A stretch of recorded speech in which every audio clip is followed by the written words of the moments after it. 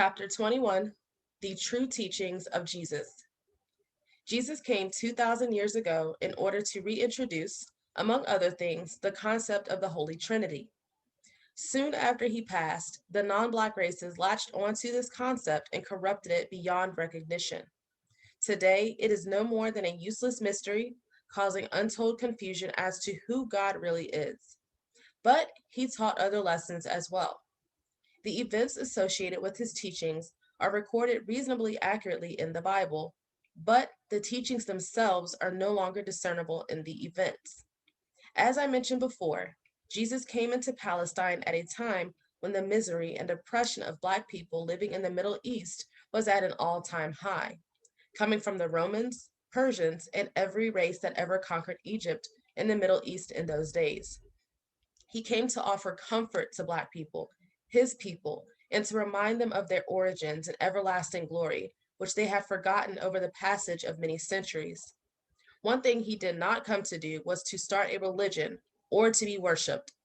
Yet, that was to be expected of the non-Black races, as they have done the same thing with the four other Mahdis or Messiahs that came before him. The first lesson he taught was that true love is mind and heart unity. True or divine love happens only when two or more people unite in mind and heart as one person. There is no other kind of real love. Any other kind is material or physical love, of which animals are also capable. He taught this by means of the statements, I and the Father are one, and I will be there only when two or more of you are united in my name, i.e., in mind and heart unity. Jesus, as well as the six other Mahdis that have been born, are said to have had a virgin birth. Every person born on earth is born with two types of minds, a conscious and unconscious or subconscious mind. The unconscious mind is called ancestral memory by our people and is called the collective unconscious by modern psychiatrists. This unconscious mind is not to be confused with suppressed memories. Suppressed memories, or what Freud mistakenly called the subconscious mind, is really part of the conscious mind. It was conscious at one point and became subconscious by being suppressed for various reasons, chief of which is self-preservation in the case where such memories cause trauma. This type of suppressed memory is not subconscious or unconscious in all people. There are people who have what is called total recall.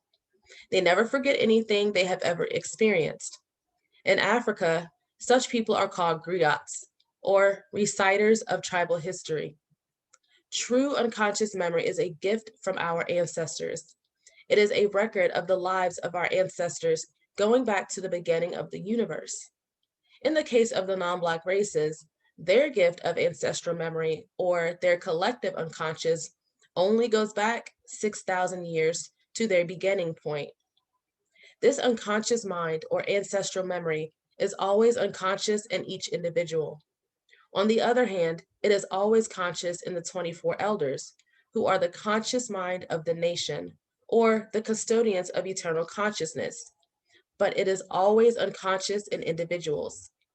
It was unconscious when it entered into the individual's mind at conception and remains unconscious until it's kindled by rituals of initiation.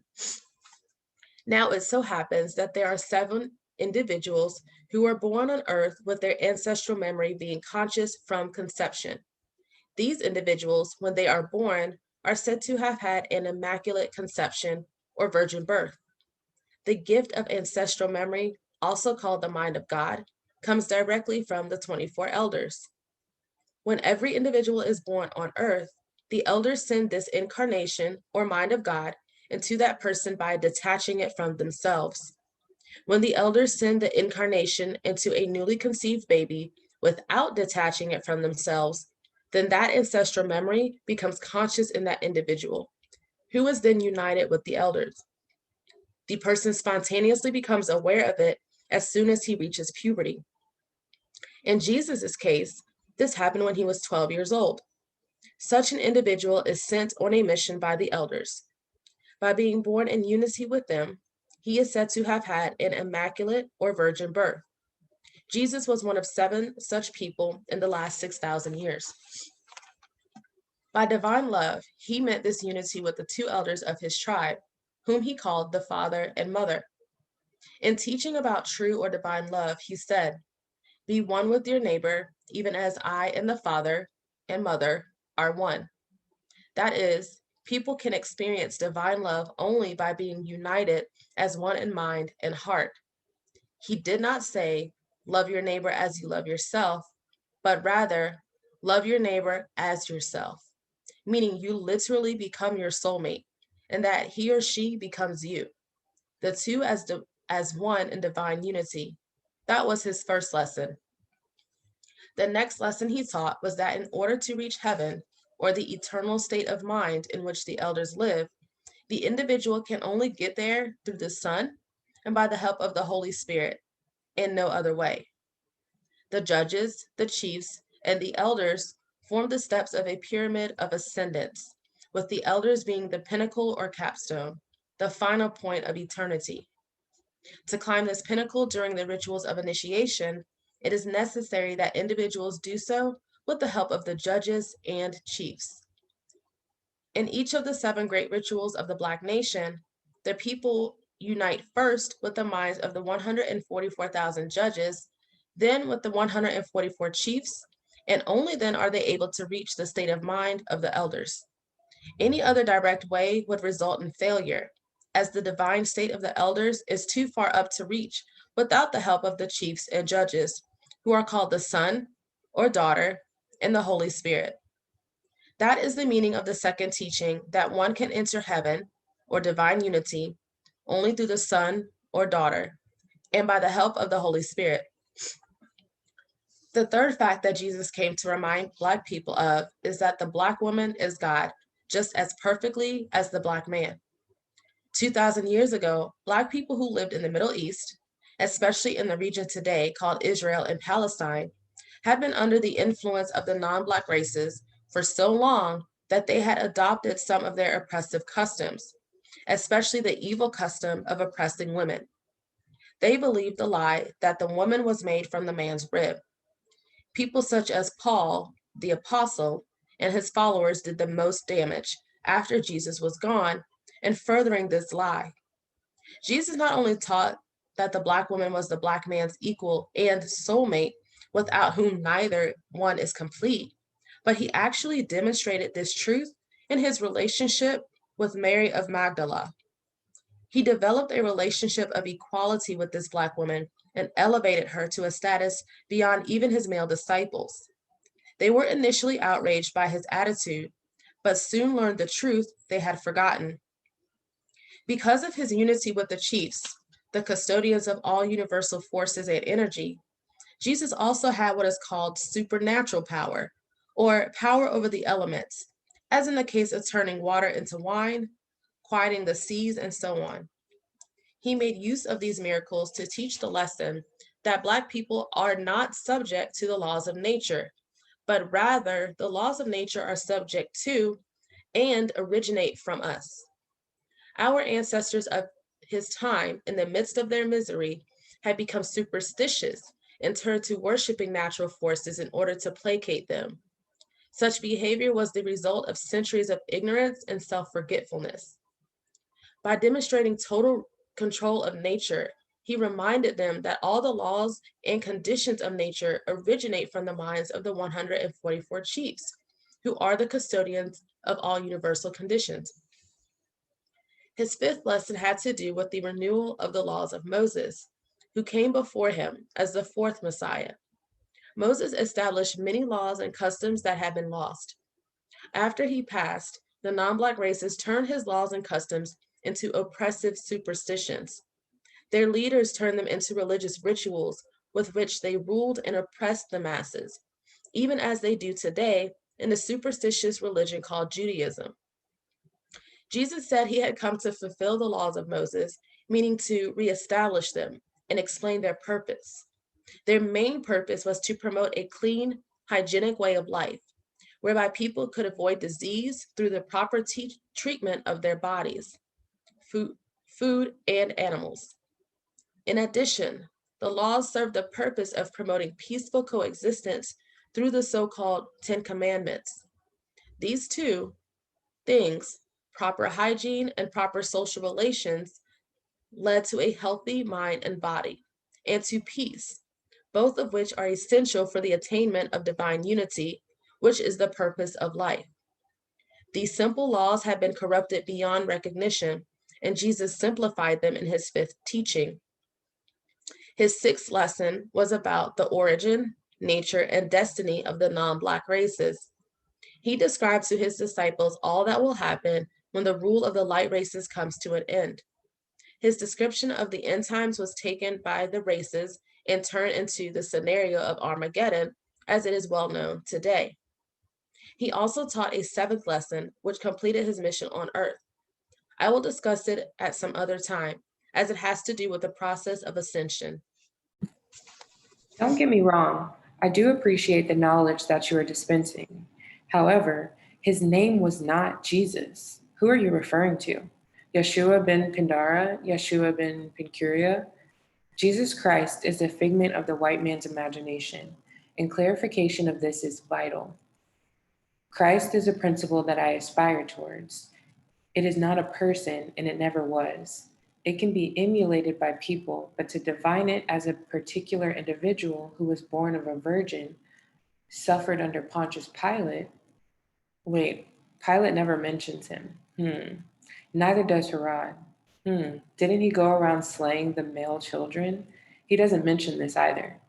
I try to analyze facts and allegories and parables, but there are differences within those three things. Truth can be learned from facts, allegory, myth, and parables, but to equate a fact with an allegory or a myth or a parable is incorrect and untrue. Greetings, brother. If I were to change the title to the true teachings of Yeshua ben Pandira or Yeshua ben Procuria, you would no doubt find it more acceptable. Why? Ask yourself, where did you get these names? I'll be very immodest. Allow me this one time and answer the question for you. You got them from the white man. Would you deny this? If that's the case, then why are they also not a figment of Whitey's imagination? I don't intend to sound arrogant, but I must call it like it is.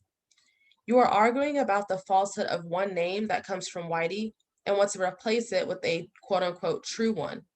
But that comes also from Whitey. So now you reject one of Whitey's figments and try to replace it with another one of Whitey's figments of the imagination. This is a preposterous situation. The true name of Jesus is a particular sound.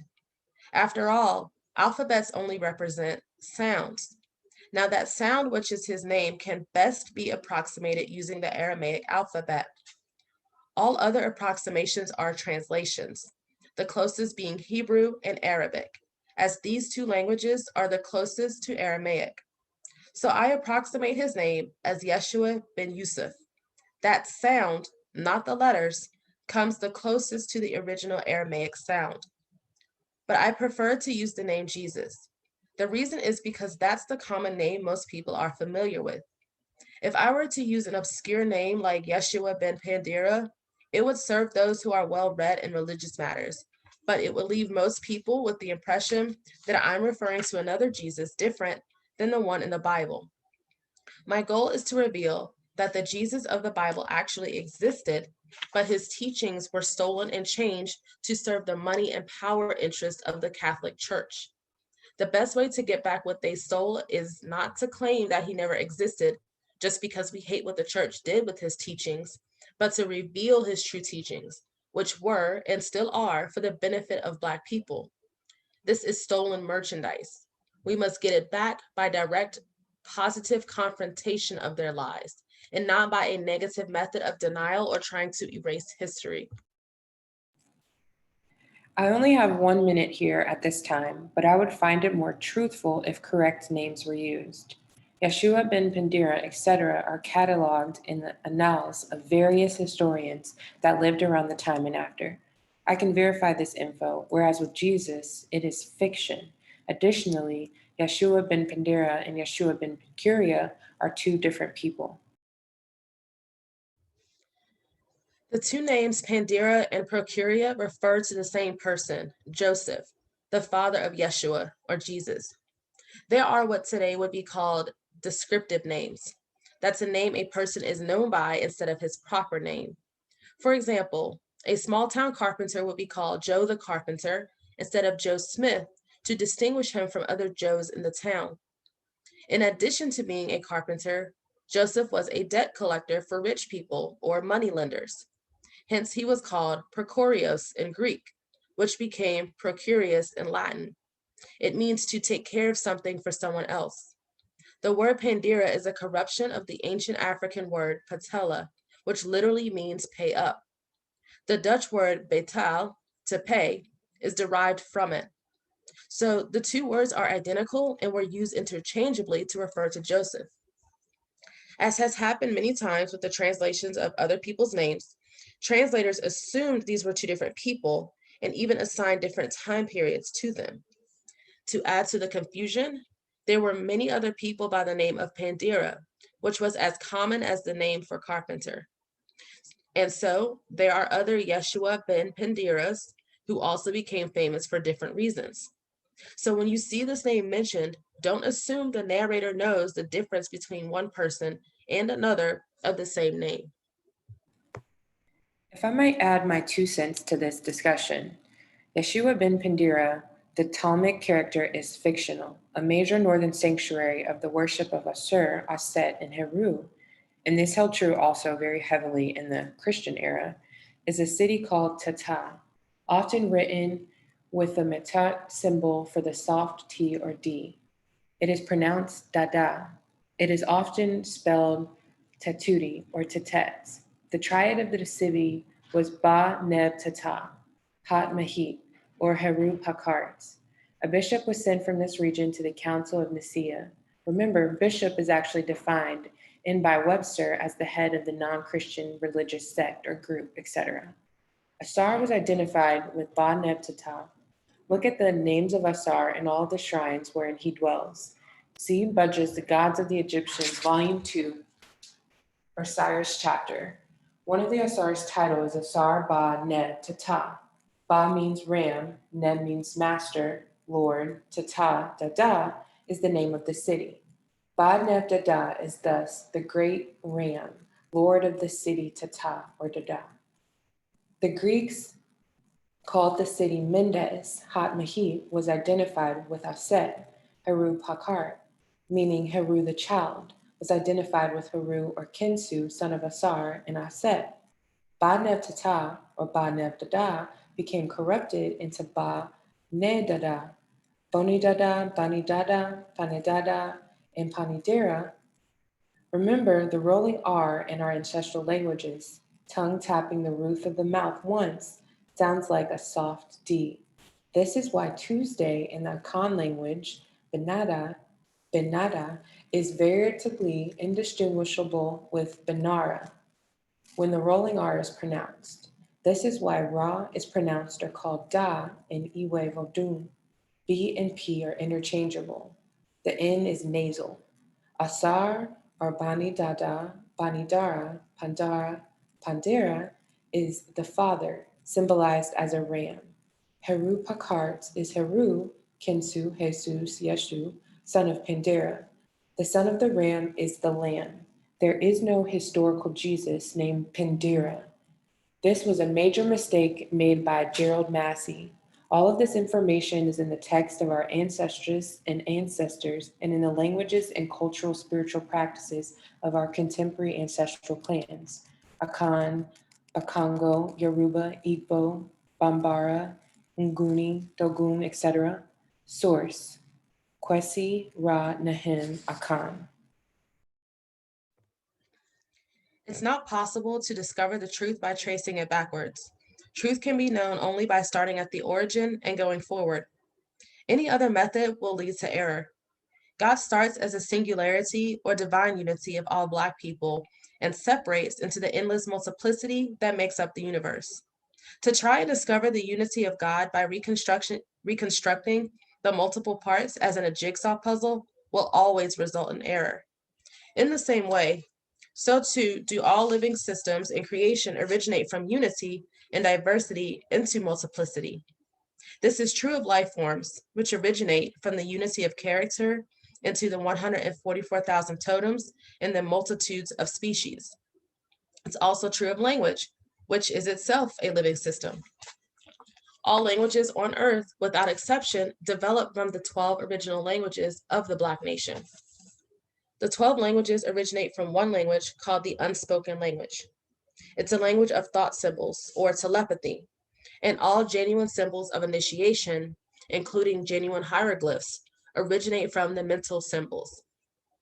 As soon as this language is uttered, it differentiates into 12 spoken languages because there are 12 gods at the head of the 12 tribes, 12 gods in mind and unity, 24 elders in physical manifestation. That's how the 12 languages came about. All other languages, in turn, came from the 12, and they developed by a process of corruption. Corruption comes about as a result of the deterioration of the human body. All human bodies on Earth have been deteriorating steadily for 6,000 years, or longer if one goes back 50,000 years. As they deteriorate, the tongue and the vocal cords, as well as the parts of the brain responsible for speech, also decline. This causes a downward change in speech, or a devolution, if you will. Thus, all Earth's languages today are inferior to those of the past, and these are inferior to the original 12. Now, the 12 original languages are spoken by 12 modern tribal societies on Earth. 10 of these societies are in Africa. Of these 10, one is the language called Setswana. The Botswana tribe of Southern Africa speak a modern version of it called Setswana. The original itself, Setswana, is the language of initiation of the Botswana. Similarly, the 11 other Black societies that are custodians of the original languages use them in their initiations.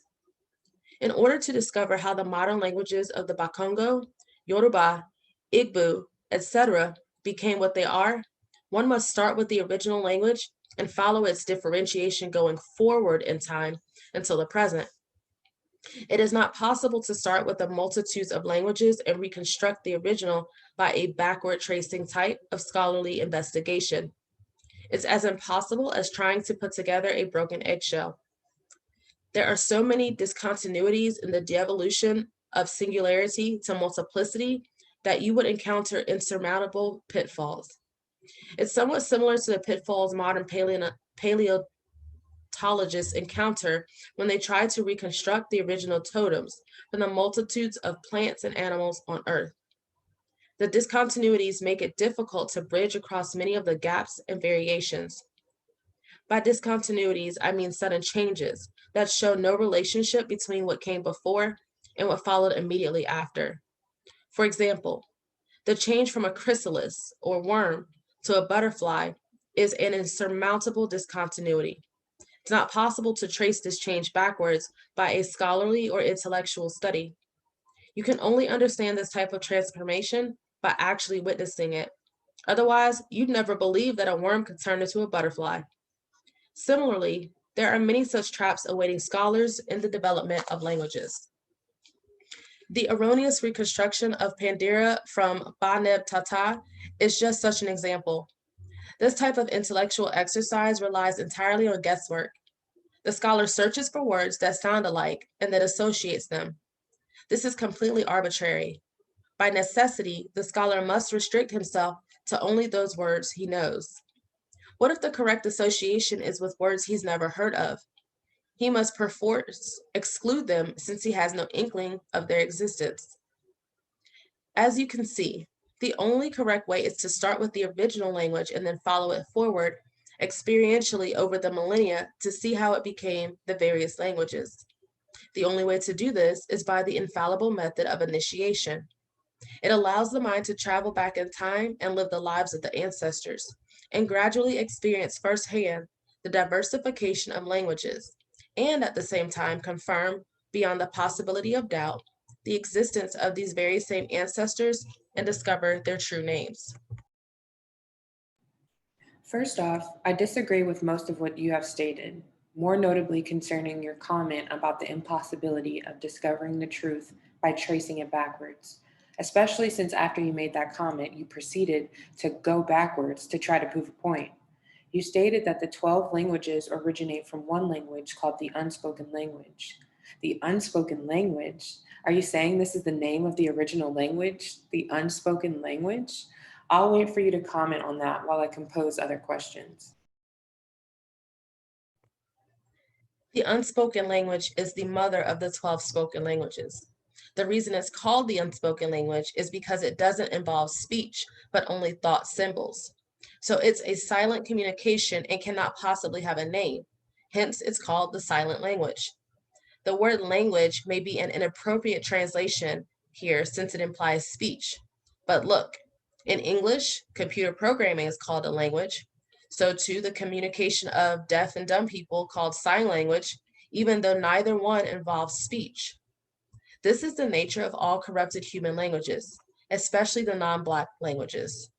They've reached a state of extreme devolution and are riddled with self-contradictions.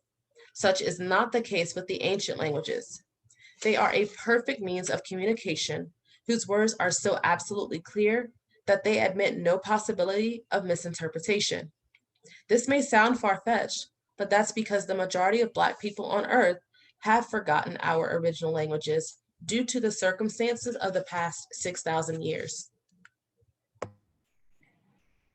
I had a brother in the priesthood named Kwesi Ra Nahim Khan have a look at your initial response to me, and we both concluded the same thing.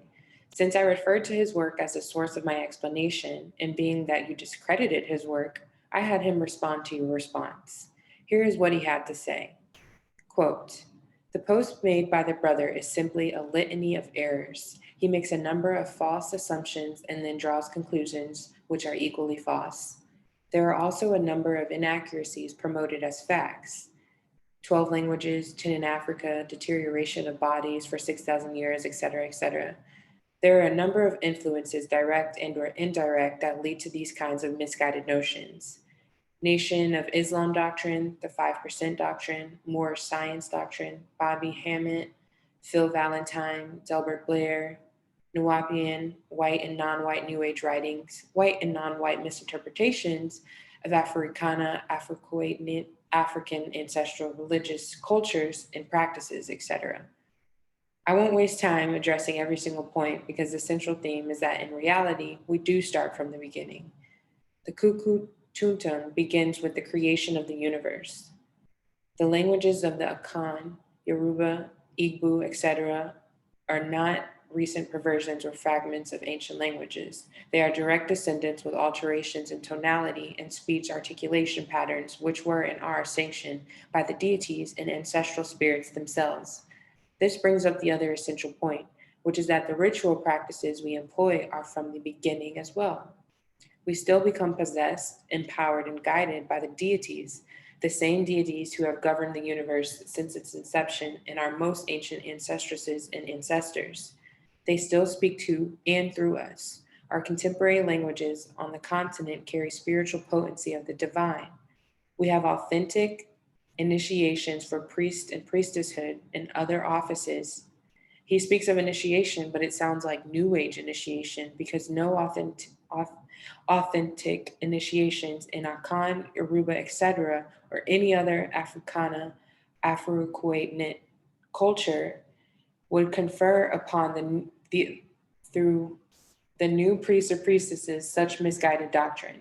The deities speak through us at the shrines, through possession, through divination, audibly, visibly, and also symbolically. This, by the way, is how the proper derivations of the name Baneb Dada, Pandira, came from or comes from, as well as all of the other etymologies. Our scholarship is based on communication with the deities and ancestral spirits. They then direct us to the specific physical evidence, languages, matutu, ritual practices, etc., which confirm for us physically what they have shared with us non-physically. The brother's analysis of my vantage point, intentions, methods, etc., are wholly inaccurate. The fact that such a depth of inaccuracies are manifest in his single response is almost astonishing. Ultimately, any of us who actually embraces our ancestral culture will begin to communicate with and ritually engage the deities and ancestral spirits themselves. This is the major goal of informing our people about our culture, the re-embrace of Africana, Afroic continent, ancestral religion. They will then avail themselves of the various mechanisms in our culture which can be used to verify the accuracy of any kind of information, including the info I've published. This verification has already been done by a number of people who are involved in authentic Africani, Afro-Kidnet ancestral religion. Ra Nehim.